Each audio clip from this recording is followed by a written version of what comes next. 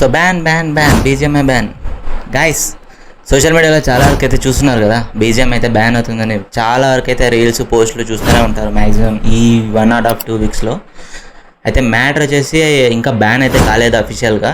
సంతోష్ తోరణి అనే ఒక పర్సన్ యొక్క పర్సనల్ ఇన్ఫర్మేషన్ అయితే బీజిఎంఐ డెవలపర్స్ వీళ్ళైతే ఎవరున్నారో వాళ్ళు దాన్ని టెలిగ్రామ్లో పర్ సబ్స్క్రైబర్ 2000 లాగా అమ్మేశారనమాట. ఆయన దీనిపైన ఫైర్ చేశాడు. అంటే ఫైర్ అంటే ఫస్ట్ ఇన్ఫర్మేషన్ రిపోర్ట్ అనమాట. ఇది వచ్చేసి ఏదైనా పెద్ద సంస్థలకు కంప్లైంట్ చేసే ముందు ఫైర్ అని చేస్తారన్నమాట. ఆయన వచ్చి అకుల్జీ మహారాష్ట్ర చెందిన ఒక సిటీలో ఒక పోలీస్ స్టేషన్లోకి వెళ్ళి ఆయన కంప్లైంట్ చేస్తే అది కోర్టు దాకా వెళ్ళి కోర్టు నుంచి వాళ్ళకైతే ఫైర్ అయినా వెళ్ళిందన్నమాట. సో వెళ్తే దాని హైరింగ్ వచ్చేసి 2015 అయితే బొంబాయి హైకోర్టు నుంచి అయితే జరుగుతుంది. సో 90% ఆఫ్ ది పీపుల్ అయితే ఏమంటున్నారంటే డెఫినెట్లీ బ్యాన్ అయితే అయ్యే అవకాశాలు అయితే ఉన్నాయి. సో కాకూడదనే కోరుకుందాం. ఎందుకంటే ఇందులో చాలా వరకు అయితే ఇన్వెస్టర్స్ చేసినారు అనమాట.